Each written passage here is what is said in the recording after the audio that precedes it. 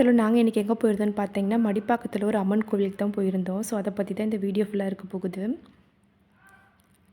இந்த கோவில் 100 வருஷம் பழமையான கோவில்.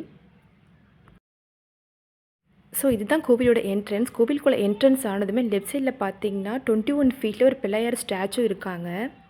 என்ன சொல்கிறாங்கன்னா மடிப்பாக்கம் ஏரியாவில் 100 வருஷத்துக்கு முன்னாடி நிறைய சித்தர்கள் வாழ்ந்து வந்ததாகவும் அந்த 18 சித்தர்கள் ஸ்டாச்சுவும் அவங்க பெயர்களையும் தான் இந்த பிள்ளையாரை சுற்றி வச்சுருக்காங்க. பக்கத்துலேயே நவ கிரகங்களும் இருக்காங்க.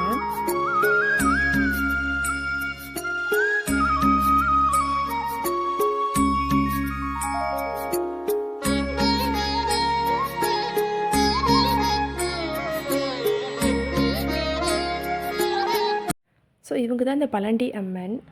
இந்த அம்மனுக்கு பின்னாடி பார்த்திங்கன்னா நிறைய சாமிகள் வச்சுருக்காங்க. மீனாட்சி அம்மன், பிள்ளையார், ஐயப்பன், முருகர், வள்ளி தெய்வானை, பெருமாள், ஆஞ்சநேயர், தட்சிணாமூர்த்தியெல்லாம் வச்சுருக்காங்க. ஸோ ஒவ்வொரு சுவாமிக்கும் தனித்தனியாக கோவில் போல் கட்டியிருக்காங்க. ரொம்ப ஸ்பேஷியஸாக இருக்குது இந்த ப்ளேஸ் பார்க்குறதுக்கு.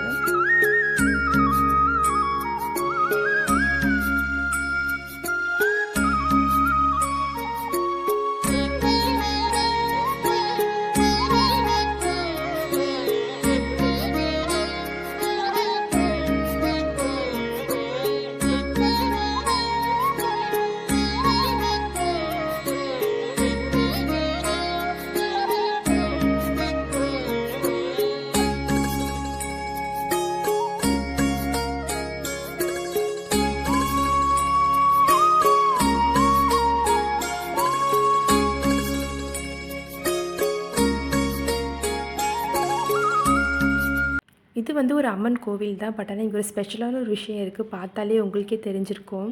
இந்த முருகர் ஸ்டாச்சு தான். ஆக்சுவலாக இது 79 ஃபீட் ஹைட்டில் இருக்குது. ஸோ மலேசியாவில் இருக்கிற முருகர் மாதிரி இந்த முருகரை ரீக்ரியேட் பண்ணியிருக்காங்க. ஸோ அங்கேயும் கோல்டு கலர் பெயிண்டிங் தான் பண்ணியிருப்பாங்க. இந்த முருகருக்கும் அதே மாதிரி கோல்டு கலரில் தான் பெயிண்டிங் பண்ணியிருக்காங்க. நாங்கள் ஒரு மார்னிங் 10 o'clock போயிருந்தோம். அந்த சன்லைட்டில் பார்க்குறதுக்கு முருகர் ரொம்ப பிரைட்டாக இருந்தார். பார்க்க ரொம்ப நல்லா இருந்துச்சு. இந்த மாதிரி கோவில், இந்த மாதிரி 79 ஃபீட்டில் முருகர் ஸ்டாச்சு சென்னையில் எங்கேயுமே கிடையாது. இந்த மடிப்பாக்கமில் மட்டும்தான் இருக்குது.